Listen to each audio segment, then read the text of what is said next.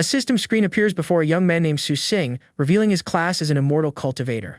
Angrily, he yells that no one knows what he's been through for the past 3 years in that place. He then introduced himself as Su Sing, revealing that he transmigrated to this world 3 years ago. This place is different as reality has merged with a game, creating monsters and dungeons. When people turn 18, they can choose a class and level up by taking down monsters. It was 3 years ago that our hero awakened the only hidden class, Immortal Cultivator. News of his ability was a huge hit, getting him into one of the country's top universities. However, soon after, the young man discovered a fatal problem with his special skill. Shocked, he realized that for some reason, he simply couldn't level up. 3 years went by, and his classmates are already bronze, silver, and gold, while he remains at level 1. Even so, the protagonist didn't give up, training his body to level 6 of body refinement. But his actual fighting power is less than that of a bronze rank, level 30 strength professional. After enduring all this, he has finally received his very own helper system. Without wasting any time, the young man decides to start the simulation to see what the future holds. His simulation reveals him to be overjoyed with his new power and surrounded by several pretty girls. In his new routine, one of the girls he helps level up doesn't have the money to pay for the service. So the young woman offers to pay in other ways, and the two end up getting quite close. After a night they spent together, the cultivator tries to practice his skills once more. He finds a cultivation technique online, but discovers a month later that it was all a scam. This happiness doesn't last. Half a year later, the girl becomes silver rank and leaves him without a second thought. He had thought it was a romance, but in the end, the girl only wanted his money and cast him aside. Heartbroken, he trains for half a year, and his body cultivation rises to level 7. Even without graduating, his fame grows, and in 3 years, he had already accumulated millions as a helper.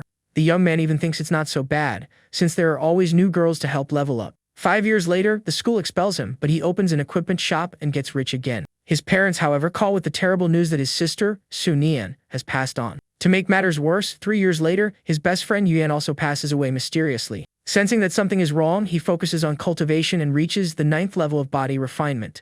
Suddenly, the market shifts and no one wants his equipment anymore, so his shop goes bankrupt. With nothing left to do, the protagonist decides to return to his parents' house and retire. One day, while relaxing in his backyard, a colossal beast appears, covering the entire sky. When the giant creature opens its eyes, terror spreads throughout all of humanity. Powerful warriors emerge from all sides to try and combat the celestial threat. A desperate battle begins, with countless people attempting to defeat the giant monster. Massive attacks are launched against the creature in the hope of inflicting some damage. Amidst the destruction, our hero gets caught in the crossfire and is sent flying. Back in reality, Su Sing wonders what happened after all that in the simulation. The system screen informs him that the beast swallowed the nation and he passed away at 36 years old. Then, the system announced that the first simulation is free, and he can choose one reward. Still panting in a cold sweat, he asks with relief if the simulation is finally over. The system then prompts him to choose a reward, and he realizes the world will end in 15 years. Determined, he believes that with the system, he can break his fate and chooses the spiritual route. At that moment, the protagonist's eyes shine brightly with the new energy flowing through him. Su Sing feels the energy and wonders if this is what it's like to finally have a spiritual root. He never imagined that being different from normal people would feel so good for his cultivation. Just then, he discovers he can recharge the simulator with equipment and absorbs a few items. Suddenly, his bedroom door is kicked open, startling the young cultivator. His classmate Fatty Yu rushes in and tells him that 6 first-year girls are waiting for him outside. Su Sing explains they're only there for him to help them get through game instance. Once outside, he lays down his rules, charging 2,000 per person and keeping all the items. Our hero then leads the group of girls into the dungeon, and one of them is the same girl from the simulation. A young woman named Wang Qingshuan is worried, as she doesn't have the 2,000 yuan to pay for his service.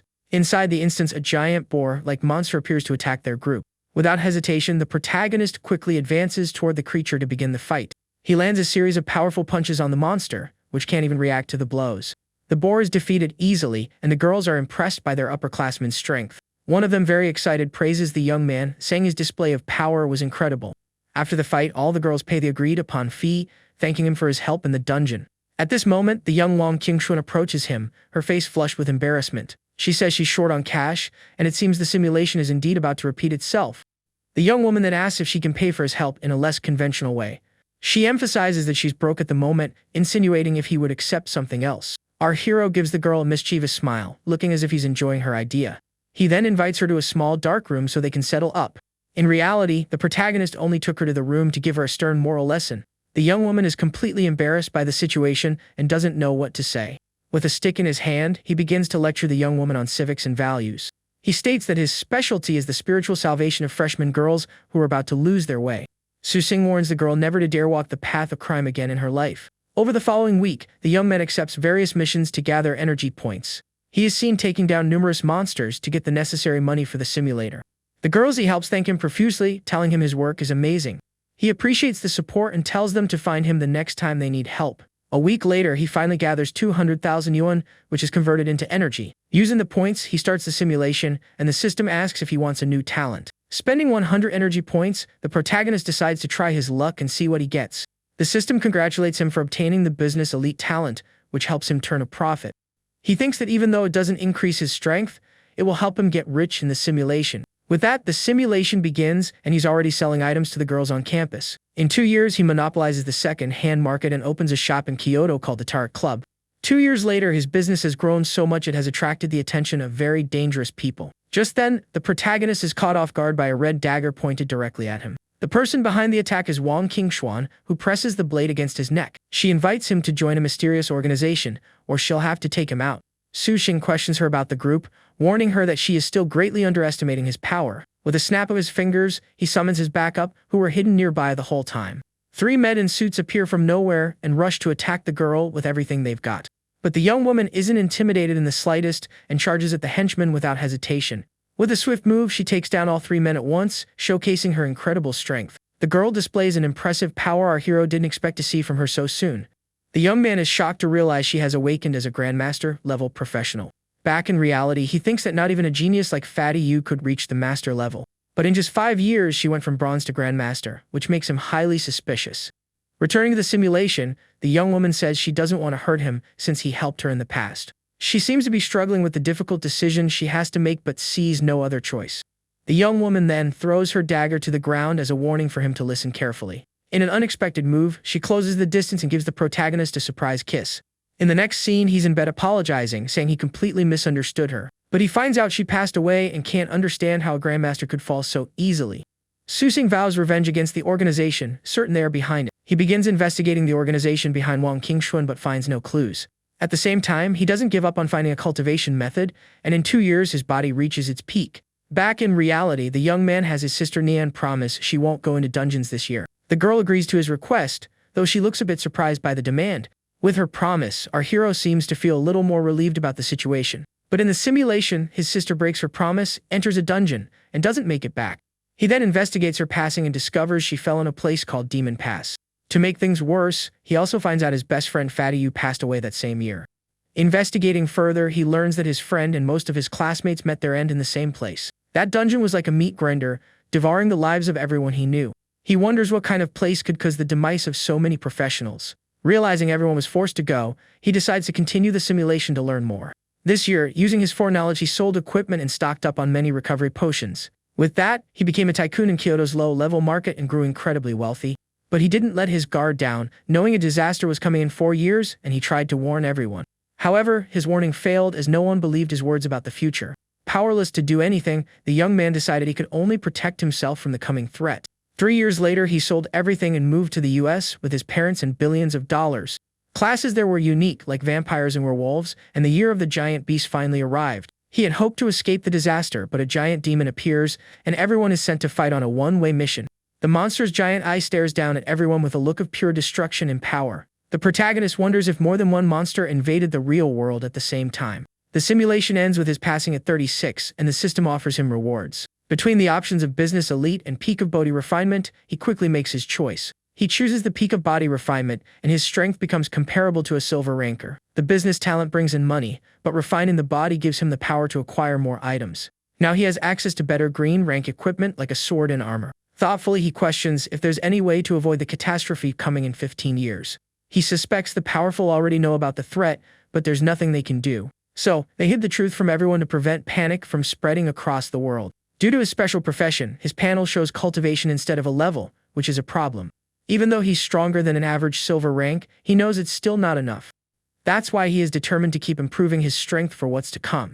A week later, he's gathered 400,000 yuan, which is enough for another simulation. He then uses 300 energy points, and the system asks if he wants a new talent. Without much thought, our hero decides to try his luck for a white talent. The system congratulates him for getting the white talent called Immortal Grudge. This ability allows him to linger for an extra day after his passing, which is quite useful. He realizes he can use this to get information from the enemy and starts the simulation. With his increased strength, he spends a year helping girls level up and earns 20 million. He didn't forget about Wang Qingshuan and always took her leveling, giving motivational talks. One day, the young woman finds him and says she received an invitation to join a mysterious organization. The young man realizes her situation is delicate and that she seems to be being forced to accept. Desperate, he hugs her tightly and begs the girl not to accept the group's invitation. But he couldn't stop her, and now he wonders if she went willingly or was taken by force. Sometime later, the protagonist runs into the missing young woman on the street and is happy to see her. He then approaches her, asking where she has been all these years and if she is okay. However, the girl avoids his gaze and seems unwilling to talk about her time away. Seeing that she didn't want to talk, the hero just comforts her, saying it's okay. The next morning, he wakes up to find the young woman gone, but she left something for him on the bed. The object she left behind was a green book with the title Changchun Gong on the cover. The young man is thrilled to see it's a real cultivation technique and feels a glimmer of hope. His happiness, however, is short-lived when he realizes the book is only half of the manual. Even so, he begins training day and night, but a month later his cultivation is still at level 1. Unwilling to give up, he puts all his focus in the technique to find a solution. After much thought, he finally gets an idea, believing the problem is the spiritual Qi. The root and the technique are ready, so the only reason he can't cultivate is the lack of Qi. But he realizes there's no more time and decides he must speak with his sister and Fatty Yu first. So he returns to his hometown to save his sister, who had just graduated from college. They spent a wonderful and peaceful time together until their tranquility was shattered. Government agents appear and summon the hero's sister to the Demon Pass dungeon. With a furious look, he declares that he won't let them take her, no matter what. However, the young woman looks saddened by the situation and holds her brother's arm tightly. The young man then shouts that she has to listen to him because he is her older brother. At that moment, he is utterly shocked by what happens next. His sister unleashes a powerful aura and he is stunned to discover she is a grandmaster. The young woman reassures him, explaining the dungeon is mandatory for grandmasters and that she'll be back in a month. She then says a cheerful goodbye, even asking her brother to save some potato chips for her. But a month passes and the young man receives the terrible news that his sister did not survive. The protagonist still tries to stop Fatty Yu, but that attempt also ends in complete failure. The recovery potion market remains stable, and he earned a huge sum of money. Knowing he only had 4 years left, he sold his businesses and dedicated everything to finding spiritual Qi. Unfortunately, the young man spent an entire year on his search but found absolutely nothing. One day, while he was feeling down, a mysterious person finally found him in an alley. Completely confused, our hero asks who the man standing before him is. The mysterious man smiles and asks if he would talk to an ant he's about to step on. At that, the protagonist goes on high alert, sensing the enemy's hostile intent. In the blink of an eye, the mysterious man attacks him with an extremely fast kick. The young man wonders if the guy is silver level but quickly sees he's at least gold rank. Despite the power difference, our hero isn't intimidated and prepares to fight with all he's got. Even with the guy being gold rank, our hero believes he still has a fighting chance. His opponent is shocked by the young man's audacity, not understanding where such confidence comes from. The protagonist then charges at the mysterious man, initiating the combat. A large cloud of dust rises after the first clash between the two fighters. Looking into the smoke, the young man wonders if he managed to end the fight that quickly. But the enemy surprisingly appears behind him and grabs him before he can react. His adversary holds him by the neck and mocks him for being just a grandmaster or higher.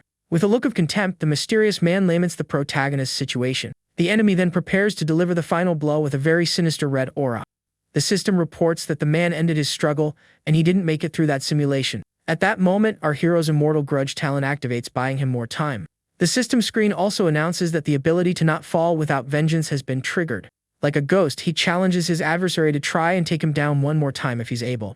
The guy picks up the cultivation book, and Su Xing understands he's also from the secret organization. Holding the book, the enemy gives a wicked and satisfied smile at his new acquisition. He then shatters the hero's spirit, and the simulation finally comes to its tragic end. Back in reality, the young man vows revenge and angrily flips off the system. He regrets not making it to the end of the world and sees the price of the art of longevity in the shop. The art costs 3,000 points, and he thinks he can afford it by selling some equipment. But he decides that with the other ability, he could discover the cause of the great catastrophe. He can farm the art of longevity, but if he loses the other ability, he might never get it again. So he chooses the talent and spends 1,000 energy points. Now he needs cash for the art. The young man returns to leading freshmen through dungeons to raise money, explaining his service rules. The girls praise him as he calculates that he needs a lot of money to buy items. With that in mind, the young man is filled with determination to get the money he needs. The protagonist is seen fighting several monsters at once inside a dungeon. He defeats them all with ease, and one of the girls praises the upperclassman for being incredible. Even surrounded by pretty young women, the hero looks tired but remains focused on his goal. With a smirk, he shows that he's enjoying how things are progressing. In 1 week, he manages to get 700,600 pieces of equipment, just as he expected. Determined, he declares that for his family and friends, he must embark on the path of cultivation. His eyes shine with a newfound resolution to change the tragic future he already knows. The system congratulates him on getting the white talent Talman collected, also known as Poker Face. He complains about the new talent and yells for a refund, thinking the ability is useless. The following year, he takes girls into dungeons and fights monsters every single day. Though happy on the inside, he maintains the appearance of a gentleman due to his new talent. To avoid interfering, he intentionally decides to keep his distance from Wang Qingxuan. The young woman looks sad when she realizes he's purposely pulling away from her. Just like in previous simulations, she receives an invitation from the secret organization. The young woman comes to say goodbye, and when he fails to convince her, they spend the night together. He feels a bit awkward about it all, but can't deny he somewhat enjoyed what happened. Their night together was quite eventful, and they cherished every moment they had. The next day, the young woman dropped out of school, and a year later, he failed due to a lack of strength. He then left the school and opened the Tarot Club, hoping the girl would look for him. One day she finally appeared, and after one night together, she left behind the art of longevity. The young woman left him the book containing the cultivation technique he so desperately needed. Just like last time, he is unable to cultivate and decides to search for spiritual energy. This year, the protagonist once again failed to stop his sister from going to the dungeon. A month later, he learned of her passing, and a year after that, his friend Fatty Yu was also gone. He invested in the potion industry and planned to flee to escape the mysterious person. While planning his escape, he receives a call with information about spiritual energy. One of his men informs him that a grandmaster in Jinling has an item called a spirit stone. Wasting no time, he has them prepare a gift and immediately departs for the city. With a smile on his face, the young man speeds toward his destination to meet the grandmaster. The expert has agreed to meet him, and he can hardly wait to get his hands on the stone. But on the eve of the exchange, the mysterious person found him and attacked with everything they had. Our hero doesn't let it get him down and faces the danger head-on with great determination. The simulation shows he passed away at 33, and his talent was deactivated. Back in reality, he is furious with the result, and the system offers the rewards. Without hesitation, the young man chooses the art of longevity, spending 3,000 energy points. The system details that the art of longevity is from the Cloud sect and has 6 layers in total. Holding the book, he laughs and says this is much better than the fake manual he bought before. With his eyes closed, he begins to feel the energy flowing through his body as he practices the technique. A powerful bluish aura surrounds the hero's body as he tests his new power. He realizes the technique works, but extending his life is pointless if the world ends in 15 years. With the technique and the clue about the stone, he believes one more simulation will lead him to cultivation. But he doesn't know the stone's value, and his 800,000 only converts to 4,000 energy points. At that moment, someone calls him and says that old Liu is looking for him at the university. The protagonist complains that his friend Fatty Yu is going to break the door one of these days. Taking the chance, he asks his friend to lend him some money as he's in need. The chubby guy says he's a bit short on cash but tells his friend to say how much he needs. He then hands him a card with 5 million, saying the password is his birthday. Our hero is touched by the trust and generosity of his childhood best friend. His friend says 5 million is nothing and that there's no need for sentimentality between them. But the young man then asks for his birthday, which makes the chubby guy furious. Angrily, his friend jumps on him, yelling for him to give the money back immediately. Saying it was just a joke, the protagonist runs off to see Lu Xiaodong escaping from his friend. Arriving at the professor's office, he finds a bowl of hot water on the desk. Professor Liu asks how his training is going and if his cultivation level has increased lately. The young man sheepishly replies that he's training as usual and will try to reach silver rank soon. Professor Liu starts talking about the academy's assessment fees in relation to his cultivation level. The protagonist already figured this was coming and asks the professor to get to the point. The man then suggests that he voluntarily withdraw from the school for everyone's sake. Our young man retorts that this would only benefit the professor's performance review. He refuses to leave, claiming the environment is great for him with so many freshmen to choose from. The professor tries a different approach, saying he knows things aren't easy for the young man. He offers 500,000 in compensation if the young man voluntarily withdraws. On top of the money, the professor even offers him a security job at his condo. The hero remembers the professor promised him 3 million to enroll, and now humiliates him like this. He appreciates the concern but refuses the offer, stating the place is good for his cultivation. The professor loses his patience, yelling that he's no longer a prodigy but a burden. The young man scoffs, saying he understands and will redouble his efforts to be worth the investment. The professor is shocked by the young man's audacity, who even mocks the offer of 500,000. Our hero smiles as he sees on his phone that his order of 4,000 pieces of equipment is on its way. With the equipment's arrival, he can now proceed with the next system simulation. A week later, he starts the simulation, determined to extract the spirit stone this time. He's congratulated by the system for acquiring the talent, "You've gone bald but not stronger." He runs a hand through his hair, relieved not to be actually bald. But then something happens. A clump of hair falls into his hand, leaving him completely shocked. Desperate, he yells, asking what kind of trash talent would make him go bald. He starts researching various products to try and solve his hair loss problem. Baldness affects his charm, and he loses many opportunities to get close to the freshman girls. With no other choice, he decides to shave his head completely, embracing the bald look in the mirror. For some reason, he now prefers fighting with his fists, taking down monsters with a single blow. Unexpectedly, his bald head gives him more charisma, and he earns 30 million in 1 year. The young woman doesn't care about his baldness and brings him half of the Eternal Spring art. He tells her he doesn't need the book and asks for her help in finding the other half. Just like before, the girl drops out of the academy, and he repeats his choice not to interfere. The young man wonders if his thoughts from reality are sent to the simulator in real time. He decides to let things play out to see how everyone's destiny unfolds. After the passings, he uses his benevolent appearance to make a fortune in the business world. Through his club, he searches for clues about the Spirit Stone, ordering to be notified of anything. One of his employees informs him about the Grandmaster in Jinling who possesses the stone. Back in reality, he's thrilled because now he knows the mysterious guy won't appear. An employee offers tea, informing him that the master will see him shortly. While waiting, a woman approaches and asks in a soft voice if he is Su Sing. She introduces herself as Jin Kongshu, a 40-year-old woman with a stunning appearance. The woman compliments his bald head, saying he seems well-versed in Buddhism because of it. 7 days later, he activates his talent, and because she sees him as a Buddhist, she forms a great impression of him. The protagonist understands how the ability works and celebrates the success of his plan. Jin Kongshu reveals she has 3 spirit stones, noting their market value is 300 million. Without a second thought, the young man says he'll take all the stones she has. Since they are friends, she sells the stones for 30 million, and he thanks her for the generosity. With the stones in hand, he absorbs the energy from one and feels the power flowing through him. The protagonist's eyes shine brightly with the new energy he has just acquired. He's excited to see that half a stone was enough to reach the second level of refinement. With everything he needs, he can't wait to begin his cultivation path after the simulation. The woman invites him to eat, taking the opportunity to ask something that was on her mind. She tells him she brought the stones from a dungeon called the Blue Cloud Spirit Field. Besides the stones, she also got a bag of spiritual rice, which is what he is currently eating. The hero is surprised to learn he's eating spiritual rice at that very moment. He gets excited about the idea of a cultivation dungeon to infinitely farm spirit stones. She explains it was a limited-time dungeon that lasted only 7 days in November. Back in reality, he realizes he still has a chance to enter since the dungeon hasn't opened yet. Jin says an NPC told her she lacked the talent for cultivation, which is why she missed her chance. With a confident smile, the young man celebrates the fact that he has the necessary talent. He understands the stones are secondary, the opportunities within the dungeon are far more important. The young man decides to continue watching the simulation, as the future gains could be enormous. With the stones, his cultivation deepens, and his techniques constantly improve over time. While he was relishing his success, the woman appears to say her goodbyes. He asks if she's heading to Demon Pass, and the woman confirms his suspicion.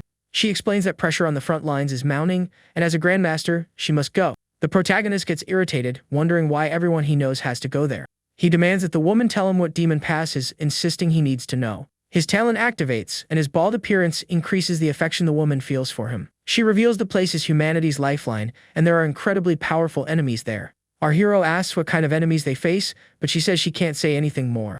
The woman says her farewells, promising they will meet again, but he calls out her name. A month later, the young man attends her funeral, feeling no sadness, only a desire to become stronger. With a cold, determined gaze, he decides to take drastic action regarding his assets. Over the phone, he asks about his total assets, and his secretary informs him it's 50 billion. Without hesitation, the young man orders her to sell everything he owns to invest in something else. His secretary is shocked by the order, but he tells her to trade it all for body refinement items. He leaves the house she gave him and returns to his old home with his new refinement items. 3 years pass and his cultivation improves, but he's still near the bone refining realm. Amid his thoughts, the world-destroying colossal beast finally appears in the sky. With a serious and prepared look, he says the day he's been waiting for has finally come. The giant creature opens its enormous mouth to devour everything in its path.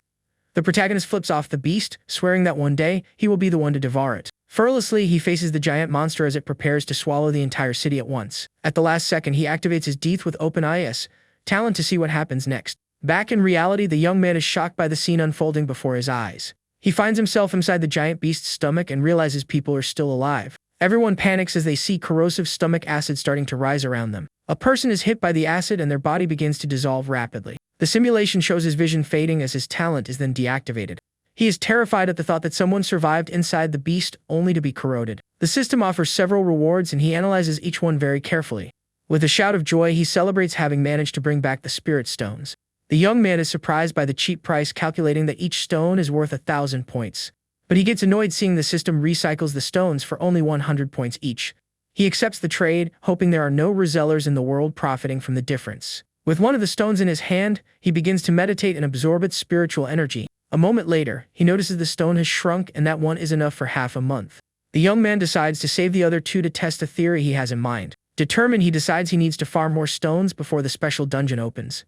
A week later, he's exhausted from working so much but has achieved what he wanted. The young man has gathered over 500,000, enough for another simulation. With a confident smile, he prepares to start the next system simulation. He wonders if his theory about the stones is correct and continues the simulation. The simulation starts and he gains the fitness expert talent, which helps him train. He wonders why he's holding half a spirit stone right at the beginning of the simulation. Since he's there, he decides to start cultivating the stone's energy so as not to waste time. The following month, he makes money gaming with girls and uses his free time to cultivate. With the help of the stone, his cultivation advances rapidly, reaching the 4th level of refinement. On the phone, he asks someone to buy him a train ticket to Jinling as soon as possible. He takes a train to the park west of the city gate, where the dungeon is supposed to appear. At the location, he starts searching for the dungeon entrance but can't find anything. The young man wonders if he needs Jin Kongshu's help to find the dungeon's entrance. Suddenly, a female voice coldly tells him to get out of the way. He turns around and is surprised to see who the person speaking to him is. The woman was Jin Kongshu, but at 30 years old, looking much younger and more stunning. He realizes her version from 7 years ago was much colder and more distant than the current one. Our hero understands he needs to follow her to find the dungeon and starts to trail her. But he loses sight of her and wonders where she went, since he just saw her heading in that direction. The woman suddenly appears behind him, surprising him with her abrupt presence. With a sword in hand, she questions him with a serious look, asking why he's following her. The young man apologizes and asks if she is the senior Jin he saw on the honor roll. She is surprised to learn he is a student from the same university she attended. He introduces himself, saying he had a Buddhist question and that perhaps their meeting is fate. The woman agrees and, with a seductive look, tells him to ask his question without fear. With the air of a sage, he asks her which came first, the chicken or the egg. The young woman is shocked by the question, realizing he understands Buddhist paradoxes. He suggests they discuss the matter on the way and asks if he can travel with her. Arriving at the location, he is impressed by the beauty of the blue cloud spirit field. With a wicked smile, he feels the dense spiritual energy and knows a cultivator lives there. The young man spots a cabin and draws the woman's attention to the structure up ahead. She notes his cultivation is low and decides to knock on the door to ensure their safety. Knocking on the door, she asks if anyone is home to receive them. The door opens, revealing a golden light and a path of clouds leading into the cabin. An old man with horns appears, saying only those with deep karmic luck may enter. The young man warns the woman not to let her guard down, as the old man may not be so nice. The elder tasks them with tending his spiritual grain fields in exchange for an opportunity. The woman wonders if the host she received has any special ability for the task. The old man wishes them good luck, saying he will return in 7 days to inspect the results. The young woman panics, having never seen common grain, let alone knowing how to care for spiritual grain. The protagonist teaches her to roll up her pants to avoid getting her clothes dirty in the rice field. He reveals his parents are farmers and that he has worked in the field since childhood. The woman asks for his help, promising to reward him generously when they finish. With a wide smile, he says it's nothing and that she's being too formal with him. Under his care, the spiritual grain flourishes and the woman's attitude becomes friendly. The young woman begins to look at the protagonist with a kinder, more interested gaze. He discovers his spiritual energy accelerates the plant's growth, making it great for the field. With the abundant energy, he decides to cultivate and infuse as much power as possible into the spiritual grain. His daily cultivation to the 5th level of refinement was not in vain, and he feels confident. 7 days pass, and the old man returns to see the results of their work in the field. The elder praises their work, saying he's not surprised they succeeded. The woman is also praised and thanks the old man for his generous reward for the service. Back in reality, he realizes that with his help, her reward was enhanced. The protagonist asks about the woman, and the old man sends her out of the instance with a flash of light. The elder explains he just sent her outside and that she is in no danger. The old man asks the young man to place his hand on an orb, and he obeys the elder's request. He discovers the young man has a 5-element spiritual root but no longevity. Our hero offers himself as a disciple, but the old man refuses, saying his aptitude is useless. The elder explains that with his aptitude, it would be pointless even if he were accepted as a disciple. The protagonist becomes thoughtful at the old man's refusal, wondering what he needs to be accepted. The elder says he would need at least a dual spiritual root to be his disciple. With this new information, he understands what he needs to get the opportunity he so desires. Back in reality, he realizes his root is white level and that he needs a green one. The old man gives him 30 stones and some rice, and the young man thanks him for his generosity. The old man points to the sky and bids the young man farewell before disappearing in a golden glow. The simulation continues, and 2 years later, his sister is summoned and perishes in the dungeon. A year later, he makes a fortune of 10 billion but can't save anyone he loves. He then meets the woman again and prepares to make her an offer she can't refuse. The young man says he wants to buy her stones and that price is not an issue for him. With a seductive smile, she says she doesn't need his money for the stone exchange. The woman approaches, saying she has a special condition for handing over the stones. Her condition was for him to spend a night with her, and the young man sees himself reflected in her eyes. A month later, he thinks that this way he will have no regrets, but the woman leaves him behind. The young woman is summoned, and a month later, news of her passing reaches the protagonist. 4 years pass and the sun-covering giant beast appears once again in the city. Just like the other times, he passes away at 36, unable to do anything. Back in reality, he decides he will stock up on spiritual rice from now on. He decides to take the spirit stones, but the price of 40,000 points startles him. The young man realizes all his money can only be exchanged for 2,000 energy points. With a determined look, he decides he needs to borrow some money from his friend.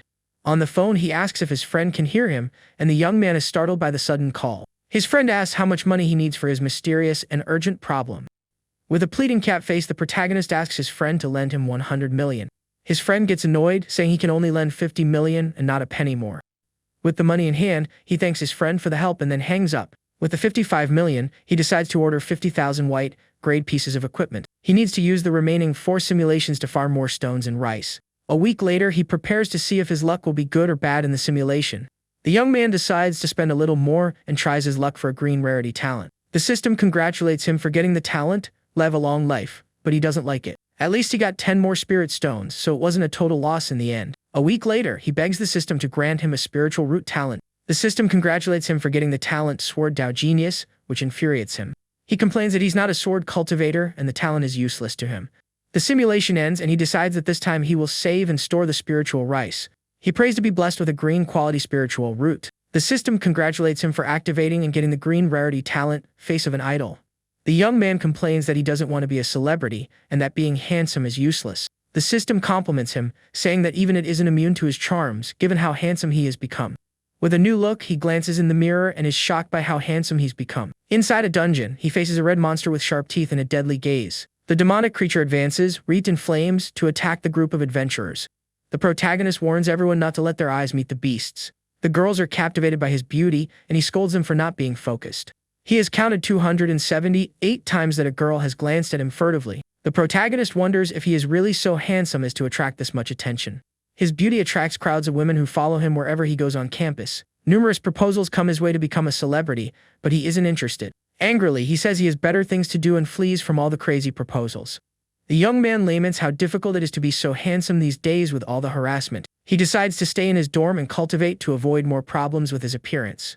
On November 18th, he travels to Jinling and meets the woman as planned. The two meet again and the connection between them feels stronger than before. He invites her for a drink and the young woman accepts the invitation with a shy smile. The old man compliments the young man's beauty and he gets annoyed for not having used Buddhist verses. His appearance moved the old man, but his poor aptitude prevented him from being accepted. The elder gives him extra stones, hoping his beauty might last a little longer in the world. Back in reality, he laments that there is no hope for such a superficial world. The simulation concludes, and the system offers rewards for him to choose from. The system gives him a chance to use the Face of an Idol talent for free. The protagonist is excited about the chance to get a dual spiritual root next time. He decides to save the spirit stones for now and focus on his next objective. A week later, he uses the single-use talent to try his luck once more. With his new appearance, he feels confident and ready for whatever comes his way. He pleads with the system to grant him a green rarity spiritual root. Blowing a kiss to the screen, he tries to seduce the system to get what he wants so badly. The system congratulates him on obtaining the dual wood and fire root talent. This new ability replaces the old one, and now he can cultivate wood and fire techniques. The simulation begins, and he finally gets what he needed for his plan to succeed. With his new talent, he absorbs an entire spirit stone in just 1 day of cultivation. In 1 week, he raises his cultivation to the 5th level, his energy becoming more abundant. As planned, he meets the woman again, and the two receive the old man's mission once more. After completing the mission, the protagonist is invited to stay behind for a chat. The old man is impressed by his aptitude, saying he has potential for cultivation. His wood attribute is ideal for the fields, and the fire attribute gives him a chance in alchemy. The young man asks again to be accepted as the old man's disciple and bows respectfully. The elder says he started cultivating late, but the young man asks what level he would be at. The old man replies that he would be at least in the Golden Core realm if he had started earlier. Our hero understands he needs to reach that level before the dungeon opens to be accepted. He discovers he needs to channel energy into the Jade Scroll to see its contents. Surprised, he realizes the scroll contains a new and powerful cultivation technique. Determined, he decides to train hard to prepare for the coming apocalypse. In 6 years, he learns the art of nurturing spirits and harvests 500 grams of rice. After consuming the spiritual rice, his body successfully advances to the bone-forging realm. He offers the spiritual rice he cultivated in exchange for 20 of the woman's spirit stones. The young woman licks her lips with a seductive look, preparing to make a counter-proposal. She says she will be in his care for the next month, and the two spend the night together. Lying in bed, he wonders why the sky suddenly darkened without any warning.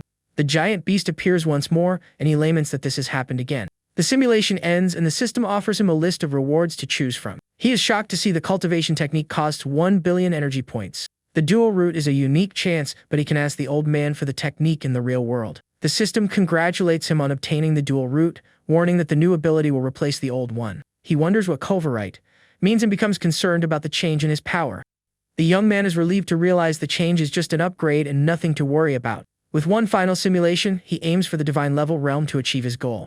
A week later, he has to run the simulation on an airplane, as the day coincided with the instance. Seated on the plane, he prepares himself and tells the system to start the last simulation before the event.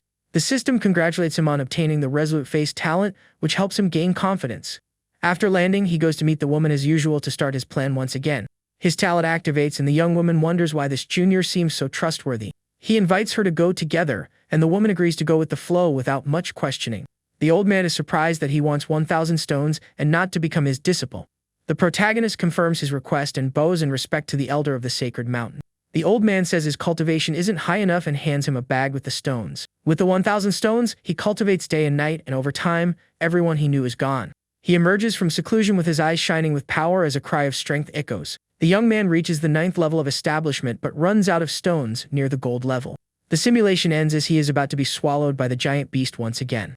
Back on the plane, he sighs in relief, having survived another dangerous simulation. The system offers rewards, and he analyzes the options with great care and attention. He regrets having only reached the 9th level of establishment due to a lack of stones. The young man cheers up, remembering he can use the abundant spiritual energy of the blue field. With a smile, he realizes it's no longer a simulation, everything is now reality. He calms himself, remembering he is the man who memorized the 10 dilemmas of the Buddhist scripture. Hiding behind a tree, he spots the woman and prepares to put his plan into action. The young woman appears in her red dress, her stunning beauty catching everyone's attention. The protagonist is enchanted, thinking no one would guess she is already 30 years old. He approaches her, asking if she is the senior he saw on the campus's expert list. The young man says their meeting is fate and asks if she is also going to Jinling. He is saddened to realize that to her, he is just a stranger with no talent whatsoever. Our hero decides to use his trump card and purposely starts dropping several books on the ground. The woman is surprised by the scene and doesn't understand what the young man is trying to do. He laments, saying he worked hard to find all those books in the old bookstore. The woman is surprised to see the book and asks if he happens to study Buddhism. He replies with a charming smile that it's just a small, unimportant hobby. The young woman asks if he knew she liked Buddhism, and he says he read her thesis. With a smile, she says their meeting is fate and invites him to go to Jinling together. He agrees, thinking that now he just needs to wait for the instance to appear for his plan to work. The woman laughs at him for discussing whether Shakyamuni was illegitimate, calling him childish. The young man tenses up, knowing the instance should appear there at any moment. Suddenly, a bright light catches his attention, and he alerts the woman to the mysterious glow. The two come across a glowing portal and realize it's a temporary instance. Protagonist is thrilled, he's finally going to enter a real-world instance.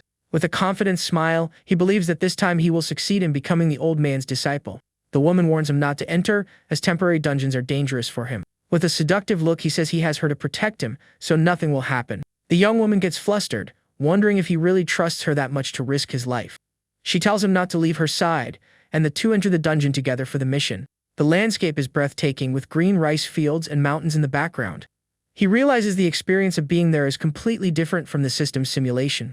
The dense spiritual energy excites him, and he knows he can advance significantly if he cultivates there. The woman warns him not to let his guard down, as dungeons hide deadly dangers. Suddenly, a voice calls out to them, and the old man appears to welcome them at the instant's entrance. The old man asks how they found his hideout, and they explain it was through a 7-colored entrance. The elder says fate brought them together and offers an opportunity to them both as a gift. He asks for help tending his spiritual field as he's too busy with cultivation. With a smile, the young man says it's no problem and that they can help the old man with the task. He whispers to the woman that the old man is kind, but it's a shame this is only a temporary dungeon. With a confident smile, the protagonist says he works in the fields every year in his hometown. He gets to work, explaining that the first step is to pull out all the weeds from the field. Next, he explains his irrigation to keep the soil moist and fertile. Finally, he secretly channels spiritual energy to help the grains grow better. The woman approaches, asking why the old man's trial in a dungeon involves farming. She questions if there is some secret behind the seemingly simple task they received. The young man says it doesn't matter and that farming can also be a form of self-cultivation. He thinks that for someone without a spiritual root, the rewards would be minimal, but for him it's different. The young man knows this place is worth as much as 10,000 spirit stones for his cultivation. The old man is shocked to see the result of their work in his spiritual field. 7 days later, the woman waters the plants with a ladle, and the plantation glows with energy. The young woman is startled by the golden glow emanating from the spiritual rice plantation. The protagonist takes advantage of the dense energy to meditate and enhance his cultivation. With his eyes glowing, he concentrates to absorb as much power as he can. He reaches the peak of establishment, just one step away from the coveted golden core level. The old man says his cultivation isn't high enough and hands him a bag with the stones. With the 1,000 stones, he cultivates day and night, and over time, everyone he knew is gone. He emerges from seclusion with his eyes shining with power as a cry of strength echoes. The young man reaches the 9th level of establishment but runs out of stones near the gold level. The simulation ends as he is about to be swallowed by the giant beast once again. Back on the plane, he sighs in relief, having survived another dangerous simulation. The system offers rewards, and he analyzes the options with great care and attention. He regrets having only reached the 9th level of establishment due to a lack of stones. The young man cheers up, remembering he can use the abundant spiritual energy of the blue field. With a smile, he realizes it's no longer a simulation, everything is now reality. He calms himself, remembering he is the man who memorized the 10 dilemmas of the Buddhist scripture. Hiding behind a tree, he spots the woman and prepares to put his plan into action. The young woman appears in her red dress, her stunning beauty catching everyone's attention. The protagonist is enchanted, thinking no one would guess she is already 30 years old. He approaches her, asking if she's the senior he saw on the campus's expert list. The young man says their meeting is fate and asks if she is also going to Jinling. He is saddened to realize that to her, he is just a stranger with no talent whatsoever. Our hero decides to use his trump card and purposely starts dropping several books on the ground. The woman is surprised by the scene and doesn't understand what the young man is trying to do. He laments, saying he worked hard to find all those books in the old bookstore. The old man says the art he possesses is sufficient and that he shouldn't be greedy. The protagonist tries to warn that his technique is just a fragment, but the master is already gone. He wonders if the old man did it on purpose, if it was a mistake or some kind of test. Alone in the field, he realizes he will have to find the rest of the art on his own. Under the moonlight, a voice calls his name, pulling him from his deep thoughts. The woman says he's finally out and has something to ask him about the reward. She offers to trade 50 caddies as spiritual rice for his 50 spirit stones. The young woman claims she only got the rewards because of him and that it's only fair to share. The young man is flustered by her generous offer and doesn't know what to say. She suggests he accompany her back to the city if he's too shy to accept. In the hotel room, the two prepare for a special night with candles and a romantic atmosphere. Holding a glass of wine, she asks if he came to Jinling to look for someone. The woman looks at him with a seductive gaze, offering to help with whatever he needs. She is surprised by the young man's reaction, as he seems unfazed by her charms. The hero discovers that time in the dungeon flows at the same speed as in the real world. He announces he's going to the bathroom, leaving her alone in the room for a moment to think. The young woman wonders if the color of her outfit is the reason for his reaction. In the bathroom, he starts the simulation, wondering if the apocalypse is still going to happen. The woman knocks on the door, asking if he's finished with what he was doing. Worried, she asks if something happened as he's taking a long time. He says nothing is wrong and opens the bathroom door to reassure her. The young woman is relieved to see him, and he thanks her for her concern. She suggests he take a shower after a long day, and the two have dinner together. The young man holds her hand tightly, and the woman stares at him in surprise. With a seductive smile, she asks if he's still planning to eat again tonight. The woman throws herself into his arms, and the two enjoy the night together once more. They spend another peaceful week together, and the woman becomes increasingly energetic. Exhausted, he thinks that at least he can finally resume the system simulation. The simulation begins, and he enters the mystical realm his master granted him as a gift. He believes that with the spiritual rice, his cultivation will now progress much faster. The young man delights in the incredible taste of the spiritual rice, feeling his power increase. The sensation and flavor leave him extremely satisfied and excited with the result. Every day, he tends to the field of spiritual grains in his portable blessed land. His strong and powerful body allows him to eat a whole caddy of rice in a single meal. With a shout, he unleashes his energy and successfully advances to the bone-forging realm. He celebrates the rapid advancement, realizing just how miraculous the spiritual rice truly is. The hero believes the strong Lord talent also helped and decides to extract it from the simulation. His cultivation speed absorbs him, and he spends his free time helping freshmen in dungeons. Girls line up to group with him, and his success rate in dungeons only increases. With the money he earned, he returns the card he borrowed from his friend Fatty U. Fatty U praises how quickly his friend is making money, having accumulated 50 million. His friend tells him the girl wants to meet him in the forest behind the school that night. This time, he doesn't stop her from joining the group, merely asking her to be careful. That night, the two practice many new moves together in the dark forest. He encourages her to join the organization to find the complete version of the Changchun art. After she leaves, he continues cultivating, and in 2 years he reaches the 7th level of forging. In his 3rd year, he reaches the 9th level of bone forging, and his power increases even more. In his 4th year, he achieves the great perfection of the realm but hits a bottleneck in his cultivation. He discovers he needs a higher grade spiritual plant to continue advancing. The young man remembers his master left some seeds for him and starts searching. Amidst the mess, he finally finds a small bag with the seeds he needed. Reading a book, he discovers the plant is white jade ginseng and learns how to cultivate it. He is shocked to read that the plant needs 10 years to fully mature. The hero realizes the plant will only be ready after the apocalypse, making it useless. Unfazed, he gets the idea of feeding animals spiritual rice to see what happens.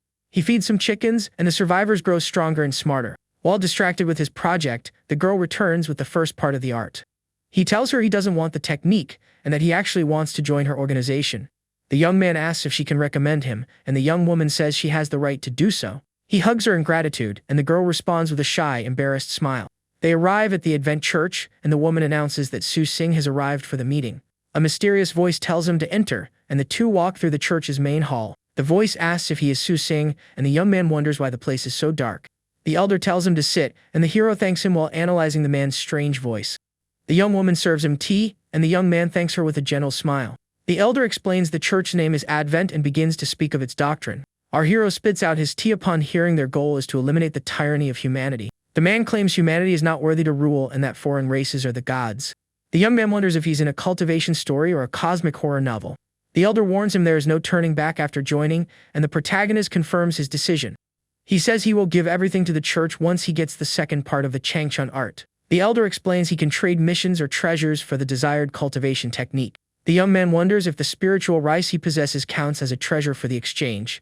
With a smile, he offers the rice, and the elder is surprised he possesses such an item. The man disappears, and moments later, another elder appears with several hooded men. He is tied up, and the new elder strikes him, demanding to know where he got the rice. Though injured, the young man refuses to say a single word to protect his secret. The simulation shows he was tormented until his passing at 29, and his talent activates. One of the men mocks him, an ant daring to dream of immortality. The talent fails, and the simulation ends with the elder being praised for his wisdom. Back in reality, he wonders who the man was that took him out in the simulation. The system announces the simulation has ended, and he comes to with a cold sweat on his forehead. He feels like he's seen that person before but doesn't know if it's imagination or a memory. The system offers him a list of rewards to choose from after the simulation's end. He decides to deal with the church later and focuses on choosing his reward from the system. The young man laments that he can only bring back one reward, wishing he could take all the options. He chooses the Strong Lord talent, which costs 10,000 energy points to acquire.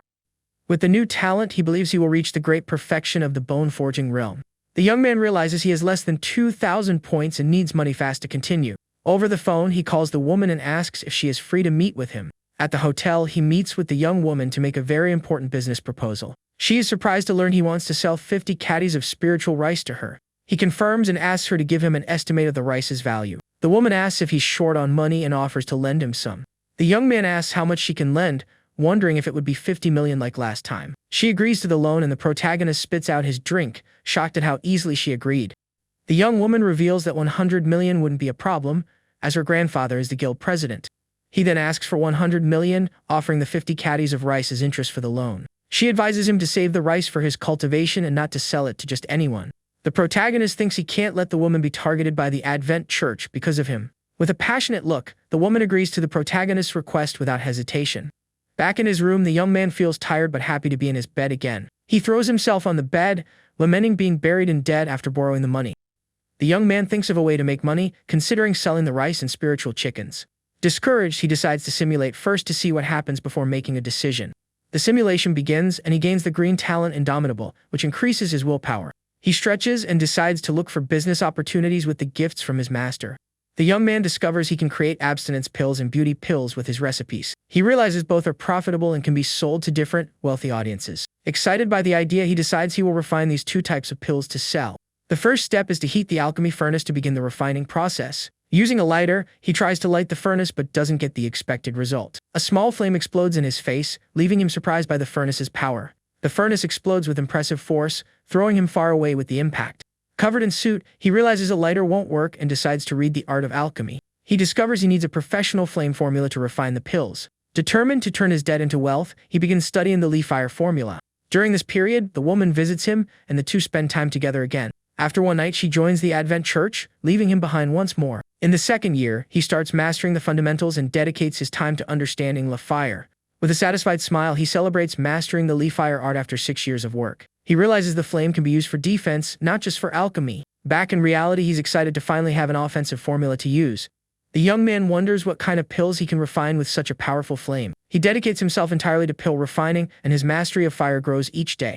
In the 7th year, he attends his sister's funeral and then returns to studying the live fire formula. With a shout of hope, he unleashes the flames and begins the pill refining process. The abstinence pills come out perfectly, and now he prepares for the beauty pill. He realizes the beauty pill is more difficult than expected and tries his best. 3 years later, he finally succeeds in refining the beauty pill. With the pill in his mouth, he says it's time to witness a miracle. He looks in the mirror and wonders why nothing is happening, questioning if he failed again. Suddenly, he feels a strange movement in his stomach and something unexpected occurs. A flower emerges from his rear, leaving him completely shocked and speechless. With a terrible stomach ache, he rushes to the bathroom as fast as he can. The scene shifts to the bathroom, where a loud sound of flatulence echoes. He exits the bathroom surrounded by a cloud of gas, a horrible smell lingering around him. Looking in the mirror, he is surprised by the change in his appearance after taking the pill. His skin is soft and white, and the wrinkles around his eyes have completely vanished. He decides to refine a few more and fix the side effect to sell them to rich women. At the hotel, the young man shows the beauty pill to the woman, preparing to sell it. The young woman doubts the pill can truly rejuvenate someone as he promises.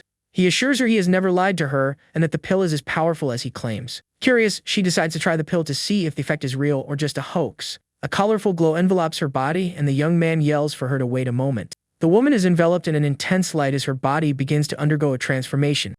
He holds up a mirror for the young woman, asking her to see the result of the pill. Shocked, she realizes she's back in her 20s, her appearance now flawless. The woman offers 100 million per pill, saying she will buy all that he has.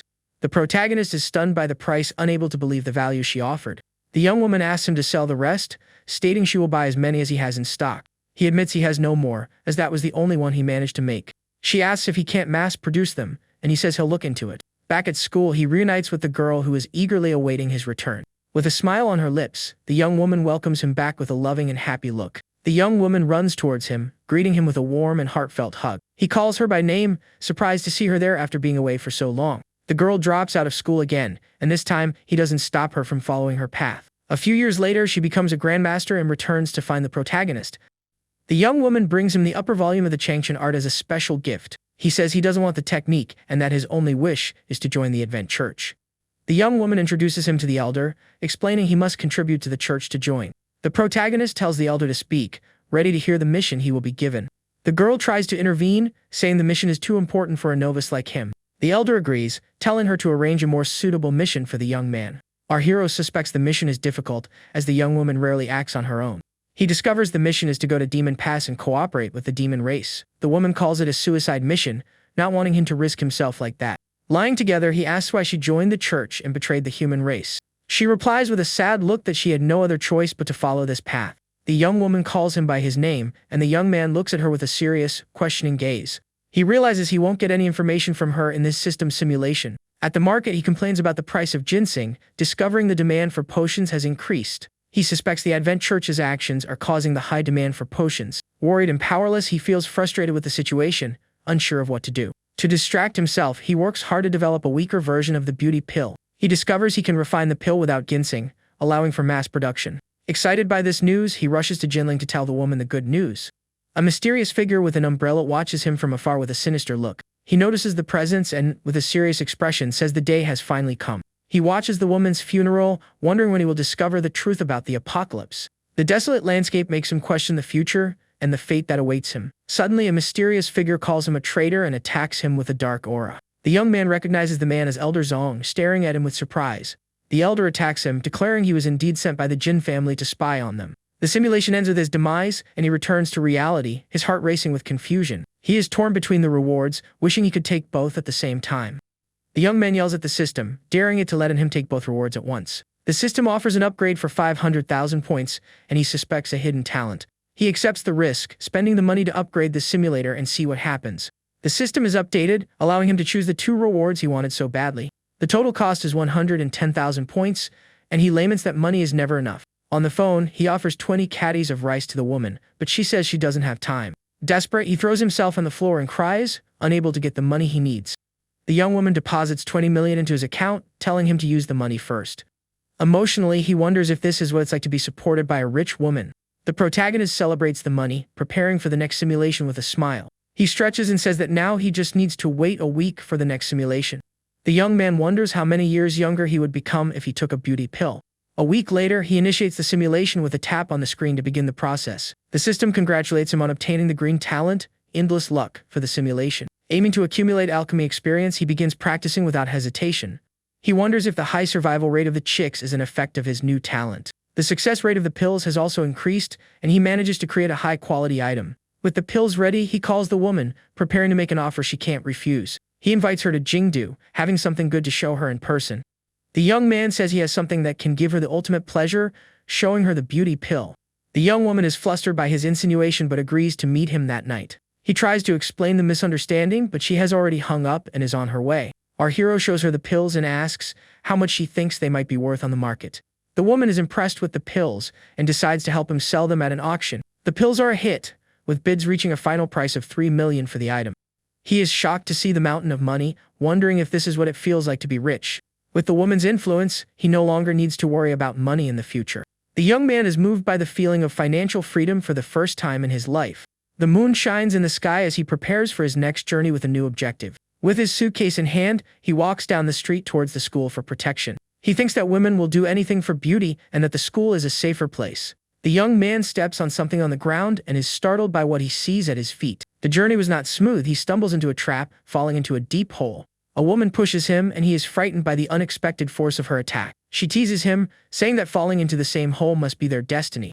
One woman steals the pill while another ties him up, declaring he is her man now. One of the women threatens him with a knife, and he laments the situation he's in. He flees from a crowd of women and finally manages to return to the safety of the campus. Exhausted, he reaches his dorm, relieved to finally be back. Determined to focus on refining, he plans to advance to the third realm of body cultivation. That same year, he receives news of his sister's passing and begins to live in seclusion. One of his spiritual chickens explodes in a ball of fire, startling him with its power. He realizes the organ-tempering realm cannot be broken through with brute force. The young man reads about the 5-organ pill, which strengthens the viscera and intestines.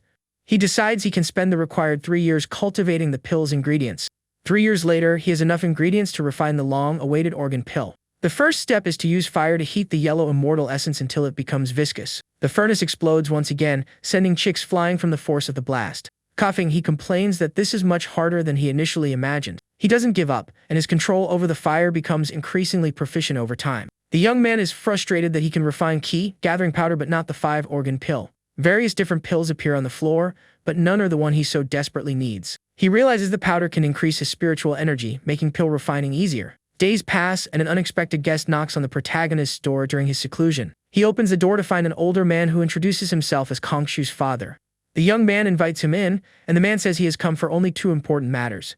The young woman's father reveals that his daughter is gone, and the hero wonders if it's that time again.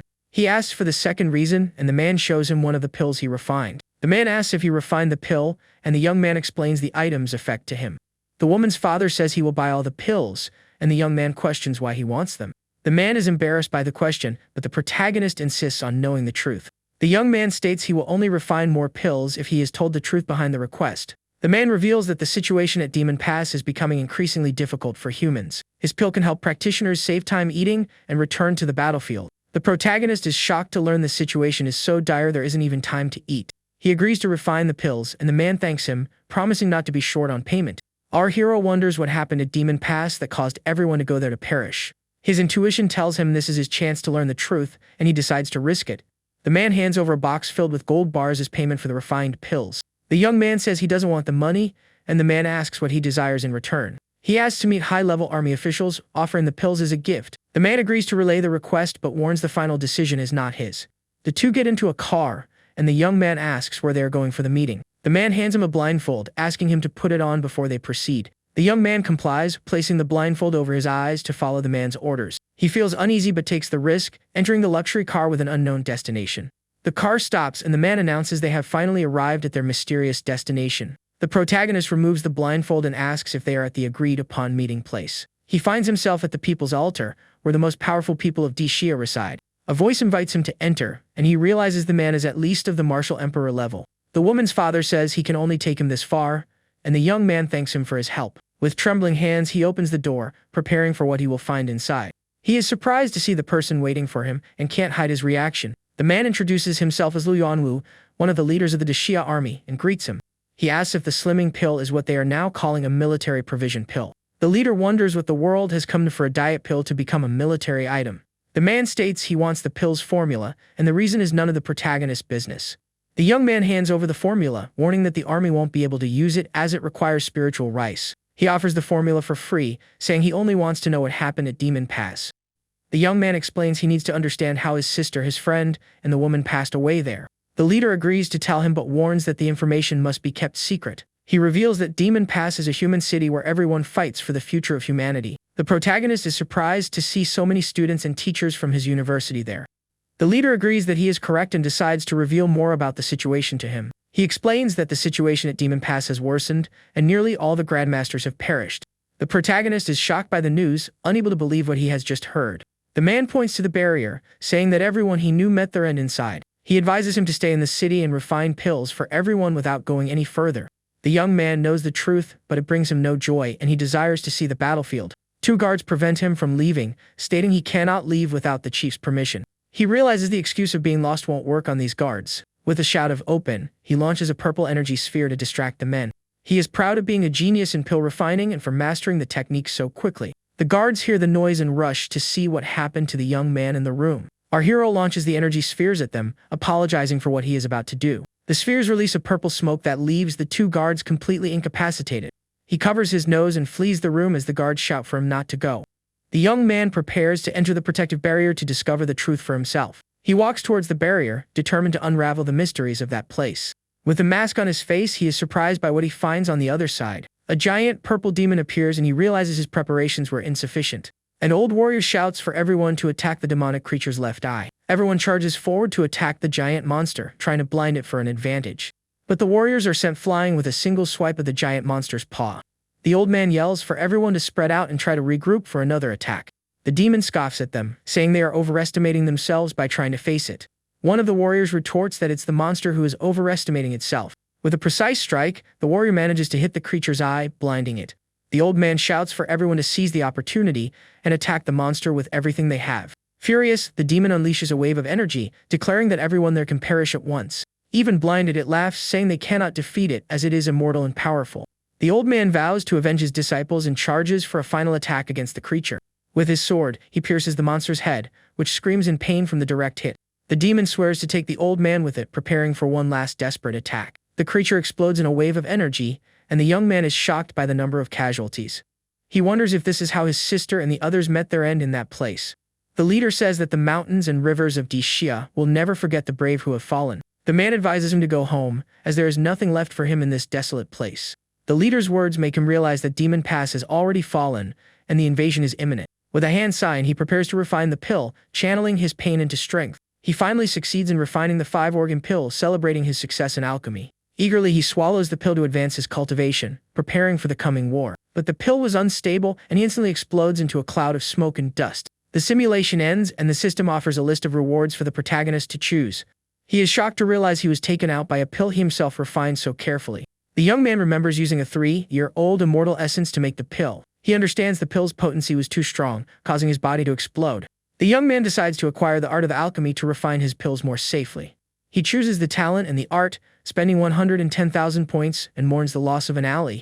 Our hero discovers that the giant beasts have always existed and that the apocalypse is near. The creatures were simply blocked by Demon Pass, which is now on the verge of collapse. He feels relieved to still have 15 years to prepare and save himself from the end of the world. The woman admires her new appearance, noticing her dark circles and crow's feet have vanished. With a smile, she says she feels 20 years old again, her beauty radiant. He nicknames it the Critch Woman's Happiness Pill and asks if she thinks it will sell well. The woman transfers 100 million to him, and the young man is shocked by the amount on the screen. She offers 1 million per pill, and he is astounded by the true power of a rich woman. The protagonist is moved, finally understanding what it feels like to be a celestial dragon. He says it's not about the money, but because the pill's effects don't stack.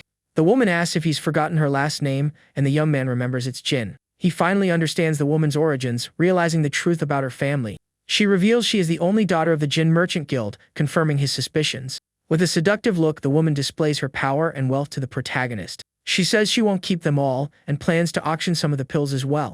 The protagonist states he doesn't want the money, but needs her guild's help. He asks to trade everything for white, great equipment, and the woman questions him. Clasping his hands, he begs, saying he can't explain but desperately needs the items. The young woman warns that an order for 5,000 pieces could attract official attention. She suggests a plan to create an association and discreetly buy low-grade equipment. The young man decides their association's name will be the Tarot Club, just like in the simulation. The woman clears her throat to get his attention, preparing to make a proposal. She approaches with a seductive look, saying that now that everything is settled, they should. The young woman looks at him with a passionate gaze, inviting him to enjoy the rest of the night. Our hero jumps out the window, saying he'll leave the association to her and return to school. The woman yells for him to wait, but he's already gone, leaving her alone in the hotel room. Angrily, she complains that he always uses her, and then disappears without a trace. Back in his dorm, he decides to test the immersive simulation mode of the updated system. The system congratulates him on acquiring the talent, Magnificent Bearing, which attracts the opposite gender. He complains about the talent and flips off the system, demanding a refund. The simulation begins, and he focuses on body refining to correct his previous mistake.